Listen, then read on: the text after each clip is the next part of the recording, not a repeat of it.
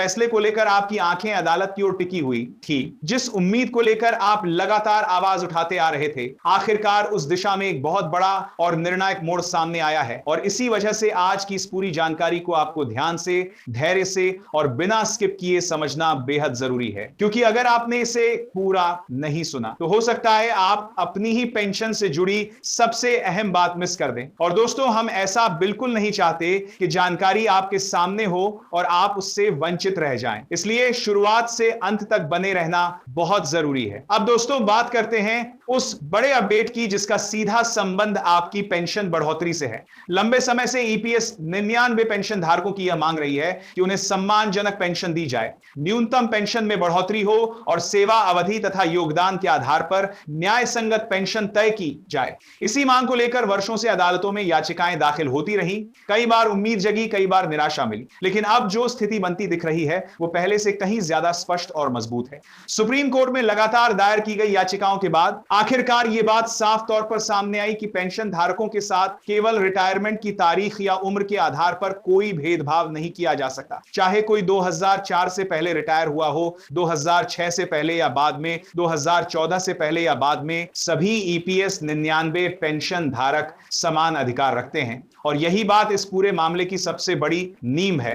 दोस्तों, यहां यह समझना बहुत जरूरी है कि पेंशन कोई भीख नहीं है, यह आपके वर्षों के योगदान, आपकी मेहनत और आपकी सेवा का अधिकार है। और इसी अधिकार को लेकर अदालत ने भी स्पष्ट रुख अपनाया है। अब सवाल उठता है कि आखिर इस फैसले के बाद पेंशन बढ़ोतरी कैसे होगी, किससे कितनी पेंशन मिलेगी और यह पूरा सिस्टम किन हिस्सों या श्रेणियों में बांटा गया है। तो दोस्तों, यहां पर पेंशन को अलग अलग भागों में विभाजित किया गया है ताकि हर पेंशन धारक को उसके योगदान और सेवा अवधि के अनुसार पेंशन मिल सके। सबसे पहले उन पेंशन धारकों की बात करते हैं जिन्होंने 10 साल या उससे कम अवधि तक योगदान दिया है। ऐसे पेंशन धारकों की संख्या भी कम नहीं है और अक्सर यही लोग सबसे ज्यादा असमंजस में रहते हैं कि उन्हें आखिर मिलेगा क्या। तो दोस्तों, वर्तमान में लागू सैलरी सीलिंग और नियमों के आधार पर यदि किसी व्यक्ति ने लगभग 10 साल का योगदान दिया है तो उसकी पेंशन औसतन एक निश्चित न्यूनतम स्तर तक तय की जा रही है, जिसका मतलब यह है कि अब पेंशन पूरी तरह मनमाने ढंग से नहीं बल्कि एक तय फार्मूले के अनुसार दी जाएगी। इससे उन पेंशन धारकों को भी राहत मिलेगी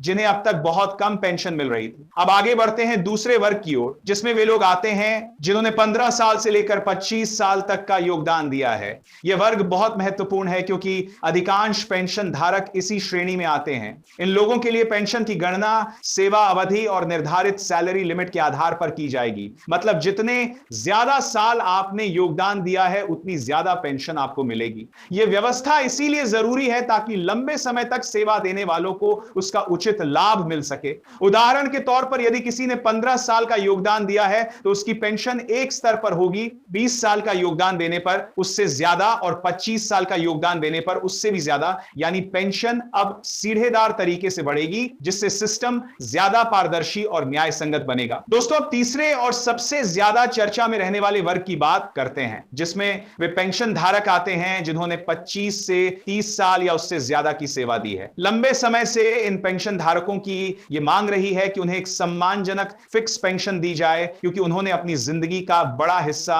नौकरी और योगदान में लगाया है। और अब इस वर्ग के लिए भी राहत की खबर सामने आई है, क्योंकि लंबे योगदान के आधार पर इन्हें अपेक्षाकृत ऊंची पेंशन देने का प्रावधान सामने आया है। हालांकि यह भी साफ किया गया है कि सभी को एक समान अधिकतम पेंशन नहीं दी जाएगी, बल्कि जिन लोगों ने वास्तव में लंबे समय तक योगदान किया है वही इस उच्च पेंशन के दायरे में आएंगे। और दोस्तों, अब हम बात करते हैं उस चौथे और अंतिम वर्ग की जिसे लेकर सबसे ज्यादा सवाल पूछे जाते हैं, यानी वे पेंशन धारक जिन्होंने उच्च पेंशन के विकल्प को चुना है, जिन्होंने अपने योगदान के समय ज्यादा पेंशन का ऑप्शन लिया था। ऐसे पेंशन धारकों के लिए गणना थोड़ी अलग तरीके से की जाएगी, क्योंकि यहां पेंशन सीधे तौर पर आपकी अंतिम सैलरी और कुल योगदान से जुड़ी होगी। मतलब आपकी सैलरी जितनी ज्यादा रही है आपकी पेंशन भी उसी अनुपात में तय होगी। और यही कारण है कि इस वर्ग में पेंशन की राशि काफी ज्यादा हो सकती है। दोस्तों, यहां यह बात समझना बहुत जरूरी है कि यह पूरी प्रक्रिया सरकार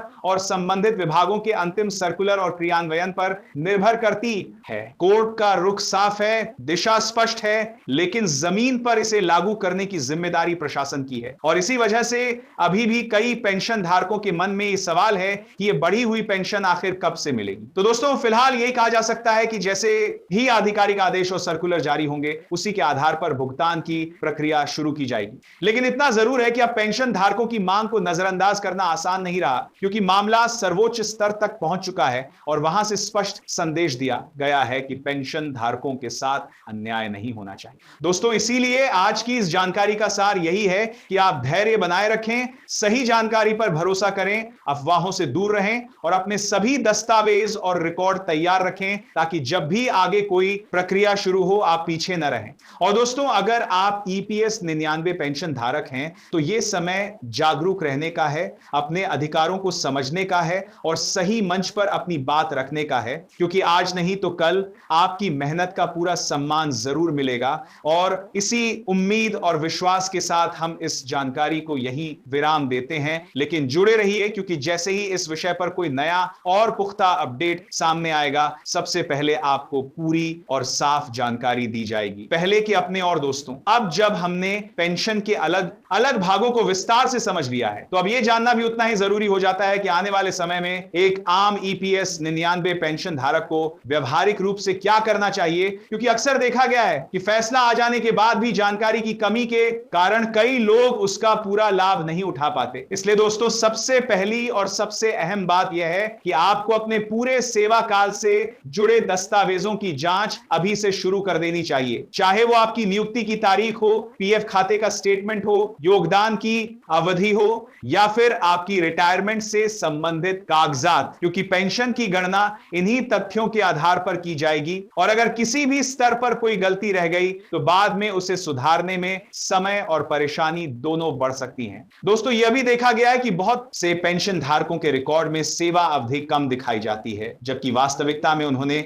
ज्यादा साल काम किया होता है। ऐसे मामलों में जरूरी है कि आप समय रहते अपने पुराने नियोक्ता, पीएफ कार्यालय या संबंधित विभाग से संपर्क करें और अपने रिकॉर्ड को सही करवाएं, क्योंकि बढ़ी हुई पेंशन का सीधा संबंध आपकी वास्तविक सेवा अवधि से है। दोस्तों अब एक और सवाल जो लगातार सामने आ रहा है वो ये है कि क्या बढ़ी हुई पेंशन पिछली तारीख से मिलेगी या सिर्फ आगे से लागू होगी। तो दोस्तों इस विषय पर अभी अंतिम और लिखित आदेश का इंतजार है, लेकिन इतना जरूर है कि अदालत के रुख को देखते हुए यह संभावना मजबूत मानी जा रही है कि पेंशन धारकों के हित में कोई ना कोई राहत जरूर दी जाएगी। हालांकि कितनी अवधि का एरियर मिलेगा यह पूरी तरह अंतिम सर्कुलर और सरकारी निर्णय पर निर्भर करेगा, इसीलिए अभी किसी भी निश्चित तारीख या राशि पर भरोसा करने से बचना चाहिए। दोस्तों अब बात करते हैं उन पेंशन धारकों की जो अक्सर यह सोचते हैं कि उनकी पेंशन बहुत कम है और अब कुछ नहीं हो सकता। तो दोस्तों यही सबसे बड़ी गलतफहमी है, क्योंकि जिस तरह से इस पूरे मामले में न्यायालय ने हस्तक्षेप किया है इससे यह साफ संकेत मिलता है कि अब हर पेंशन धारक की पेंशन को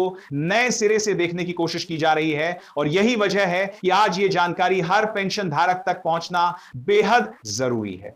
दोस्तों अब थोड़ा सा हम सामाजिक पहलू की भी बात करते हैं, क्योंकि ईपीएस 99 पेंशन धारक केवल आंकड़े नहीं हैं, ये वे लोग हैं जिन्होंने फैक्ट्रियों में, दफ्तरों में, कंपनियों में कठिन परिस्थितियों में काम कर देश की अर्थव्यवस्था को मजबूत किया और अब बुढ़ापे में उन्हें सम्मानजनक जीवन जीने का अधिकार है और यही सोच अब धीरे धीरे नीतियों में भी दिखाई देने लगी है। दोस्तों यही कारण है कि यह मुद्दा सिर्फ एक वर्ग तक सीमित नहीं है बल्कि पूरे समाज से जुड़ा हुआ है, क्योंकि आज जो पेंशन धारक हैं कल वही हमारे परिवार के बुजुर्ग हैं और उनका सम्मान हमारे समाज का आईना है। दोस्तों अब एक और जरूरी बात जिस पर ध्यान देना चाहिए वो ये है कि आने वाले समय में अगर कोई भी आधिकारिक सूचना, फॉर्म या आवेदन प्रक्रिया सामने आती है तो उसे समय पर भरना और सही जानकारी देना बेहद जरूरी होगा। कई बार देखा गया है कि गलत जानकारी या अधूरा फॉर्म भरने की वजह से लाभ मिलने में देरी हो जाती है, इसीलिए जल्दबाजी में कोई भी कदम उठाने से पहले पूरी जानकारी लेना और समझना बहुत जरूरी है।